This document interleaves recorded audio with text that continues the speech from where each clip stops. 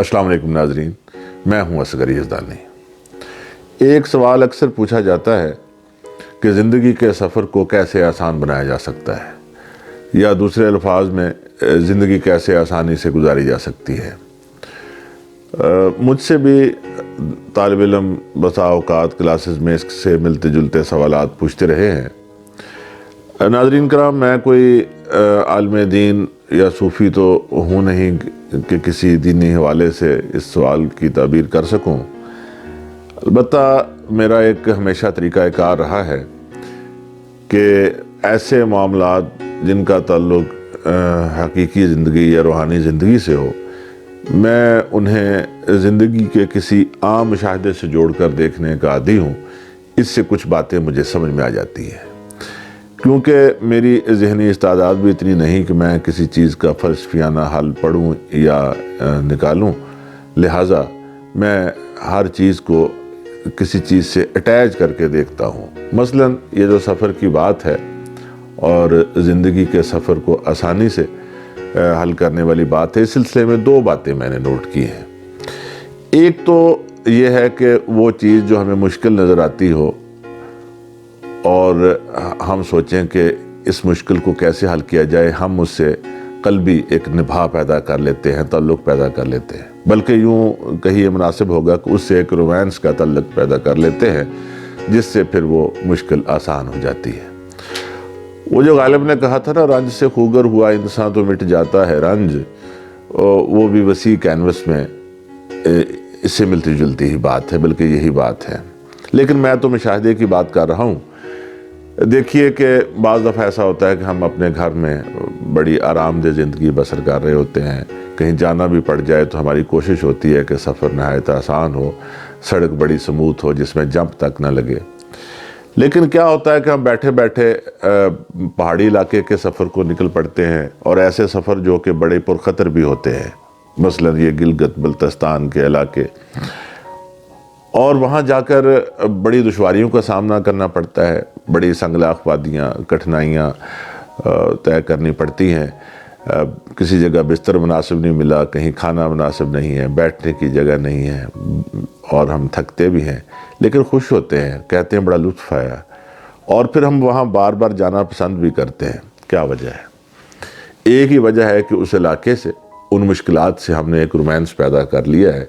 वही सफ़र जो कि हमें मुश्किल नज़र आता था, अब हमें वो ना सिर्फ मज़ा देता है बल्कि एक क़ल्बी तस्कीन का बाइस भी है।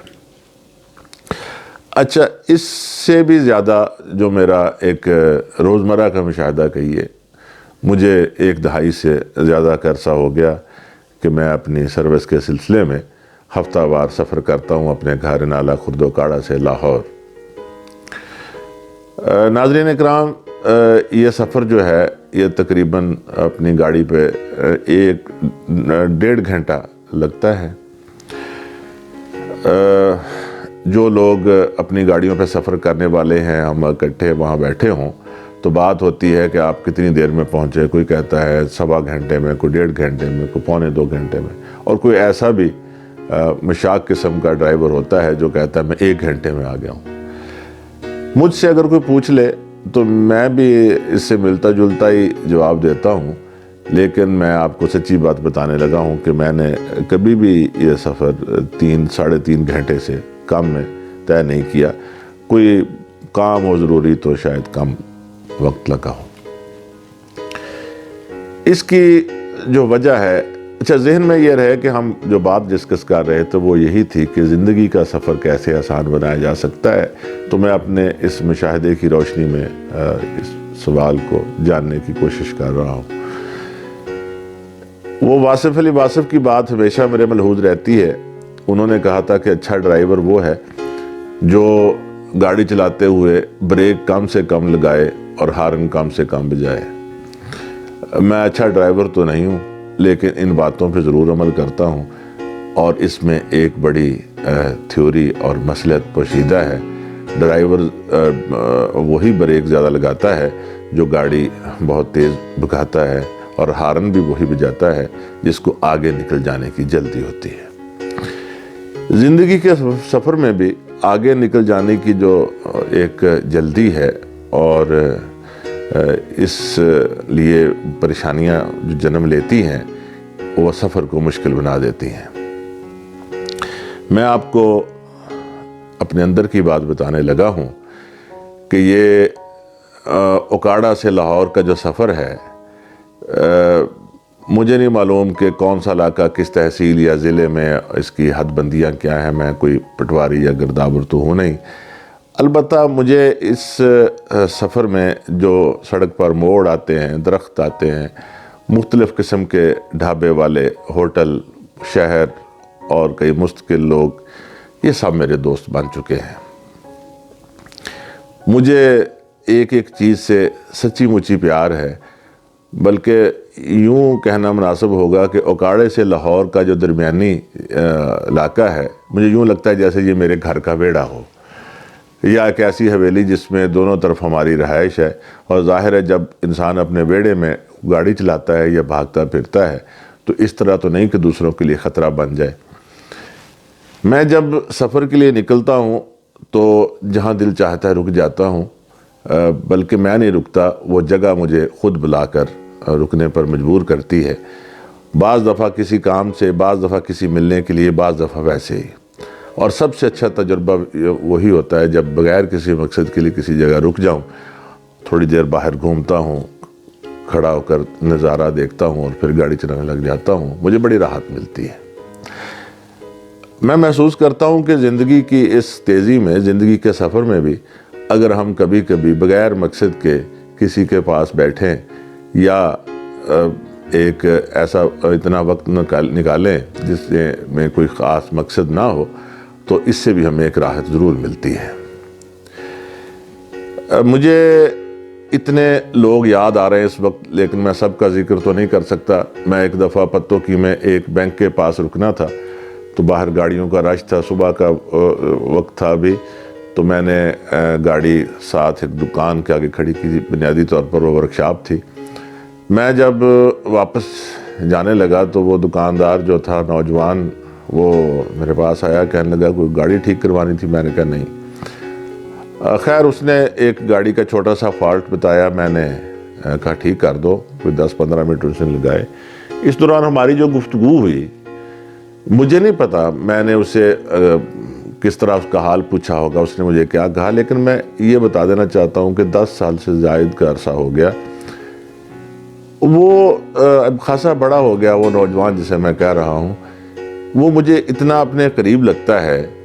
میں جب بھی پتوں کی حدود میں گزرتا ہوں، میرا دل چاہتا ہے میں اس سے ملوں۔ اگر نہ مل سکوں تو میں اس سے باتیں کرتا، باتیں یاد کرتا گزرتا ہوں۔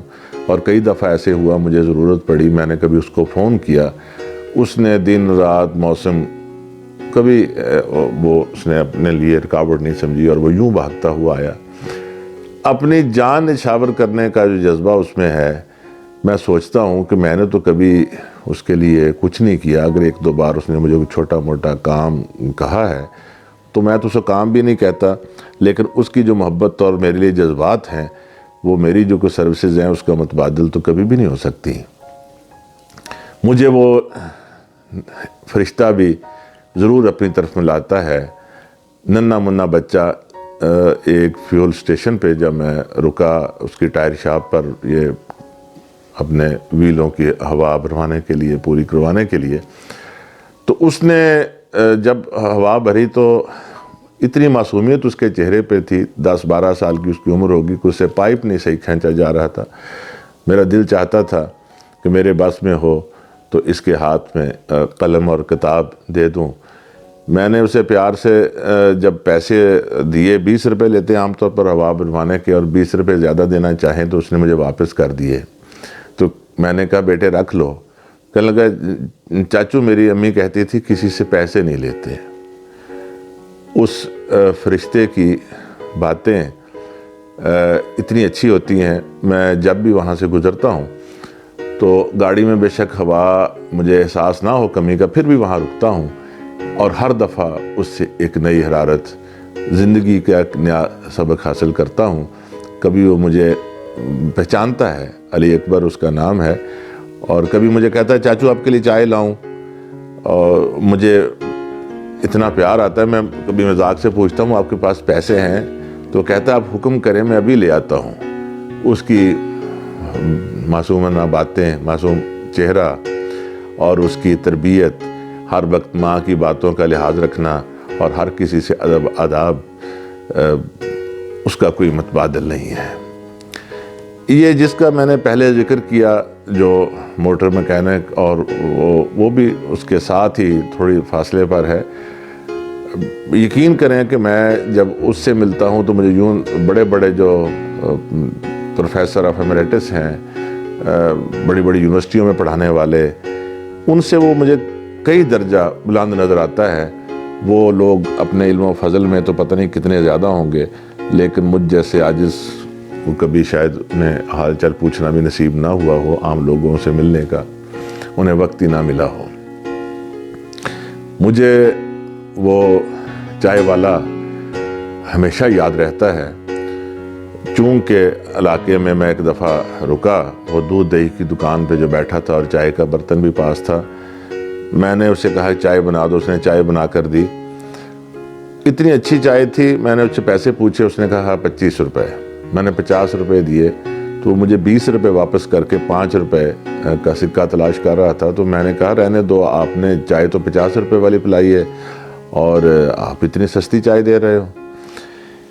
میں تو یہ کہہ کر چلا گیا، لیکن مجھے نہیں پتا کہ وہ اس کے دل پر اس بات کا کیا اثر ہوا. میں اگلی دفعہ جب گیا رکا تو میں نے چائے بتانا چاہی کہ کس طرح چینی کم ڈالنی ہے. جو اس نے کہا مجھے یاد ہے آپ وہی ہیں جس نے کہا تھا کہ آپ 50 روپے والی چائے پلاتے ہیں.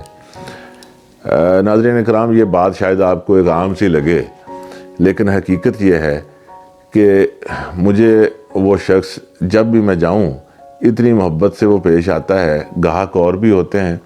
ایک دن میں وہاں بیٹھا تھا بینچ پہ، تو اٹھنے لگا تو وہ بینچ کی کیل سے میری قمیض تھوڑی سی متاثر ہوئی. تو اس نے بڑا افسوس کیا. میں نے کہا کوئی بات نہیں. تو چلتے ہوئے مجھے کہنے لگا آپ کب آئیں گے؟ میں نے کہا پھر انشاءاللہ کس دن چکر لگے گا. میں دوبارہ رکا، کوئی جلدی نہ رک سکا، مہینے بعد وہاں رکا. تو بینچ پر بیٹھنے لگا تو وہ دوڑتا ہوا ہے، کہنے لگا رکیے. اندر سے ایک کرسی جس پر بہت سارے کپڑے اور سامان وغیرہ پڑا تھا اس نے اٹھانے کی کوشش کی. میں کہا رہنے دیجئے، میں یہیں بیٹھ جاتا ہوں. کہنے لگا نہیں، یہ تو کرسی میں صرف اور صرف آپ کے لیے لایا ہوں، آپ میری دکان پہ رکتے ہیں تو یہاں بیٹھیے. وہ پلاسٹک کی نئی کرسی اس نے لا کے رکھی. میں حیران تھا کہ کتنے عظیم لوگ ہیں. جتنے دکاندار ہو، جہاں جس سے بھی میرا تعلق ہو، جس جگہ میں رکا ہوں، بس ہم محسوس نہیں کرتے اتنے محبت کرنے والے، اتنے اچھے جذبات رکھنے والے لوگ موجود ہیں. میں سمجھتا ہوں کہ زندگی کے سفر میں قدم قدم پر ہمیں ایسے لوگ ملتے ہیں، لیکن ہم شاید غور نہیں کرتے اور دوسرے سے آگے نکل جانے کی فکر میں بڑے بڑے عظیم لوگوں کو ہم فراموش کر جاتے ہیں. حالانکہ اگر ہم ان کو وقت دیں، ہم ان سے باتیں کریں تو ہمارا سفر یقیناً اچھا اور آسانی سے گزر سکتا ہے. ناظرین کرام، اگر آپ بھی چاہتے ہیں کہ آپ سے بھی پروفیسر آف ایمریٹس حقیقی معنوں میں جو ہیں ان سے ملاقاتیں ہوں، فرشتے آپ سے نہ صرف ملیں بلکہ آپ سے ہم کلامی کریں، اور ایسے لوگ آپ سے ملیں جو آپ کو اعلیٰ مسند پہ بٹھا کے اچھے مشروب پلائیں اور آپ اس دنیا کو جنت سمجھنے لگیں اور یہ سفر آسان ہو جائے، تو اس کے لیے آپ کو بھی سفر پہ نکلنا ہوگا.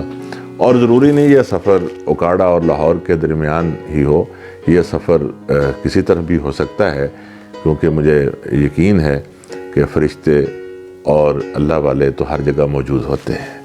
اپنا خیال رکھیے. بہت شکریہ.